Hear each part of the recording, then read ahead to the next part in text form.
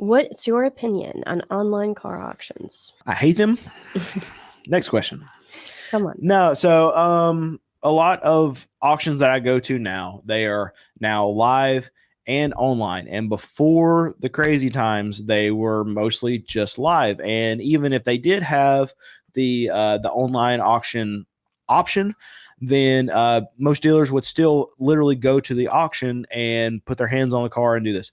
I don't understand. I don't understand how dealers can buy cars, not check them out, not put their hands on them, not see them go through the lane, not hear them crank, and still be able to buy them. It just seems like a dumb way to run your business. It's going to end up costing you more money in the long run if you're going this. I don't ever want to buy a vehicle without putting my hands on it. I never want to buy a vehicle without hearing it run, without I've done it before. If it comes through the auction and I think it's a good deal, and I'll just see it go through the auction, I've done that. But as far as buying most of the cars, that's not what we do. We want to actually check them out and buy a good vehicle for our customer. And the only way you're going to be able to do that is by checking it out yourself, or having your mechanic check it out, or have somebody that's in your business doing it. And there's so many dealers now, they've gotten so accustomed to being able to click a button online. And we went through this time period where it didn't matter what you bought and what you had to fix on it, you still would make a profit on it. And now dealers are going to find out that you can't do that anymore. But what I will say about these auctions that have gone to live in a big way, they're making more money. So when they go live, there are less people that they actually have to employ at these auctions to actually make money to keep their margins up on vehicles. CarMax is a good example. I think they've slowly added back some live auctions at some of their locations, but CarMax, what they did when the pandemic started is that they went to auction only. They didn't even run the cars through the lane. So there was just a picture that was put up on the screen. There was an auctioneer still there, but they were coming in remotely, and the bidders would stay at home. And that's how we would buy cars from CarMax. And still, that's what a lot of the locations are doing to this day. And when you do that and the cars don't run through the lane, they don't have to have these 50 drivers that are coming through and driving these cars through the lane. And they have a lot less liability because these drivers, they wreck these cars. They run it. I've seen a car ran into the side of the building at one of these auctions. I don't know if it was the driver's fault. I don't know if the brakes went out, but this car just kept going, and just slammed into the building. But there's liability to having a lot of these moving cars going through the lanes. There's dealers that step in front of these cars, aren't paying attention. They're on their cell phone, and I see it almost every auction that somebody gets ran over. I don't know how I've never seen anyone not get. I don't know how I've not seen anyone get ran over yet, because there's a close call every auction. And other dealers that are watching this, they can say that too. I mean, I've almost got ran over at an auction before. But there's a lot of liability with these moving cars going through the lane, with these actual live auctions. And if it were up to the auctions themselves, I think they would go 100% online, and it would be so much easier for them. They would make so much more money. But I don't like it. I hate it. I want to put my hands on the car before I buy the car. I want to see it run. I want to hear it run. And I don't understand how dealers can feel good about making a car purchase just by seeing pictures and clicking a button. Just to add to that, because I think a lot of people really don't know how the auctions work. So auctions will have what's called a CR, condition report. And that's where someone who works for the auction will go around and fill out their paper and give a score for the car, so you kind of get an idea. These are notoriously incorrect and inconsistent. And I've heard other YouTubers talk about this as well in the same space. I mean, those CR. You said other YouTubers. What do you mean by that? All right, we're going to be unreasonable today. I'm a car dealer that posts videos. Oh, you're not a YouTuber. Sorry, I forgot. Okay.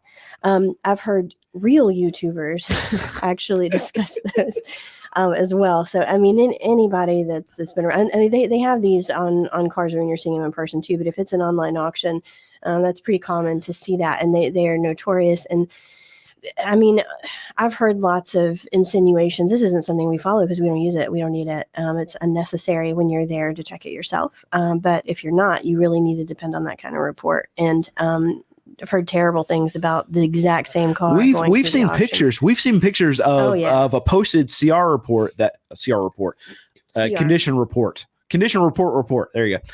That has a great CR on it, and somebody got the car and they took a picture of the other side, and it's just completely smashed in. So these people that are doing a lot of these CRs, I feel bad. They can't get everything, and they're not going to. Hopefully, they don't miss a whole smashed inside on a CR. But especially at these big like Mannheim auctions, these big ADESA auctions, they might have to go through 1,500 cars in a single day to do these reports, and they can't do it. So they have to go as fast as they can.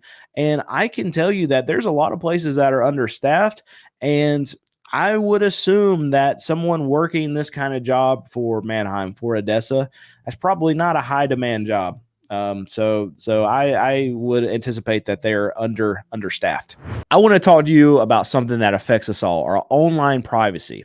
You wouldn't embark on a long road trip without having your car checked out before, right? Well, just like hitting the road with the peace of mind after getting your car checked, why navigate the online world without knowing where your data is going? Today, we're diving into a topic as vital as that pre-road trip check. It's safeguarding your online privacy. Did you know that every click, like, and share that you make online is being tracked and sold by data brokers? These companies make billions off your personal information, but the good news is you have the right to stay private and protect your personal information. There are risks to having your information out there, like the risk of identity theft and being a target of phishing scams. It's kind of like leaving your car door unlocked. That's not a good idea. To combat this, you can use Delete Me to keep your personal information private. With Delete Me, you can see your data removed from countless sites. It's reassuring to know that your information is not just out there for anyone to grab. I've teamed up with Delete Me to secure a 20% discount off your Delete Me plan. Just head over to joindeleteme.com/CQA20 and use promo code CQA20 at checkout. Don't wait. Take control of your online privacy. In this digital era, safeguarding your privacy is key. Wouldn't online auctions cars sell at a lower price than in-person auctions because you can't touch and look at the vehicles, run scan tool, etc., as you said? You would think that. Nope. That's not the case. So what happens is this gamification of the car buying process, and when you're just hitting a button, it is there's less friction than going into the lane and raising your hand. If you just have it literally on your phone, clicking a button, you're actually, I don't know what the psychology is about it, but there's not as much friction. It's almost like buying online. People are more willing to buy stuff like on Amazon. It's easier for them to buy stuff and just get it delivered to their door versus going to the store and actually buying it. That they'll spend more money on a site like Amazon than they would actually go into the store. And I think the same dynamic happens when you're seeing these cars go through auction. Another thing, there's lights that pop up, the buttons pop up whenever you click the button and you win. You get a congratulations. It's just they've made it to where it's much easier to overbid on a car with a button than it is to actually overbid on it in lane. You're still going to get overbids in lane. Don't get me wrong. People, these dealers, they're still paying too much in lane. But what I've seen in my personal experience is that online bidders will pay more for cars than in lane bidders. And when the auctions were mainly live, like CarMax is the good example, is that those vehicles, even though they were the same cars and they weren't any better quality or anything than some of these other auctions that I've gone to, the CarMax cars would always bring more money, and it would be a difference of in the stuff that I buy, because I buy stuff that's $1,500 to $3,500 at auction. My stuff would always bring, it seemed like, about $500 more at these CarMax auctions versus these auctions that I would go to and actually be in lane and bid live.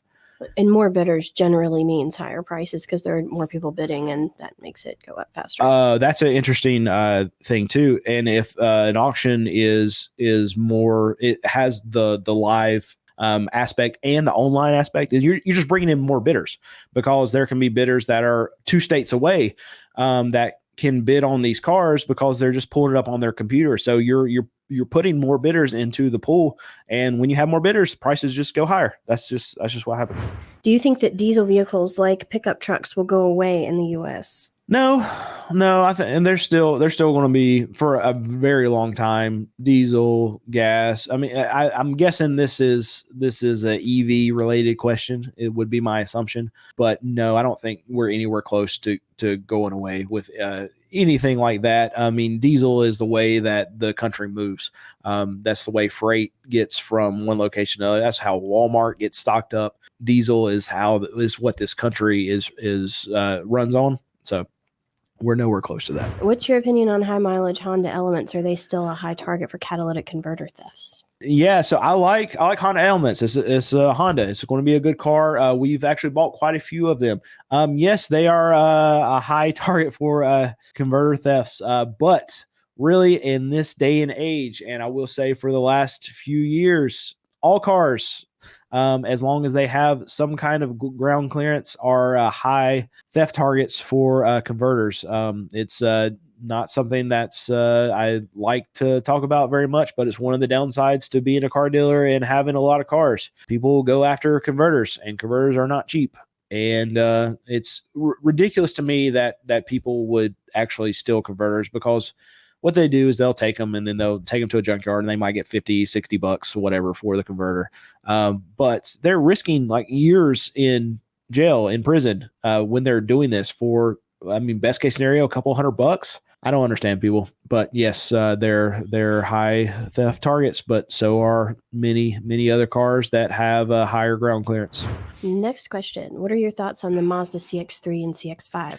I like Mazdas. I like Mazdas a lot. I can't speak specifically on the different models within Mazda, but Mazda as a make, I've been coming along more with them, and more positively. What I do like about Mazda is I don't think that you're going to get the same kind of reliability that you're going to get out of a Honda or a Toyota, but you're able to get a much better price on a Mazda than you are a Honda or a Toyota, and especially now when Mazda has they don't really have any production issues. Their dealers are not behind right now, and Toyota and Honda dealers, they're stacking up, and they're getting more inventory in, but they're still behind.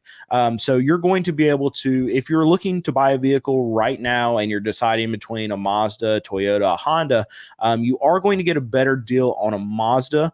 My preference would still be a Toyota. I would pay a little bit more and go buy a similar model in a Toyota. But I will not dissuade you from going to buy a Mazda.